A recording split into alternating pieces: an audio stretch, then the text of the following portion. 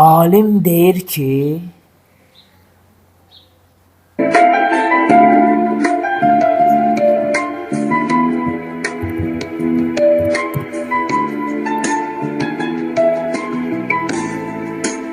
Oxudum, dəngəsər oldum. Elmə vaqif olub, boşalıb doldum.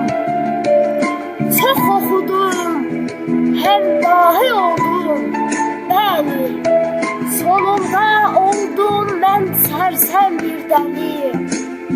rəssam deyir ki, Fikirlərimi ağ rəngə boyadım. Ruhumu qara ahəngə boyadım.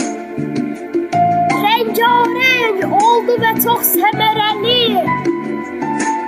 Fırça əlimdə oldum bədbəxt bir dəli. şair deyir ki, Heç də anlamadı məni bu millət. Özlüyümdə buldum əlacsız illət. Sandılar məni yapışqan bir zəli.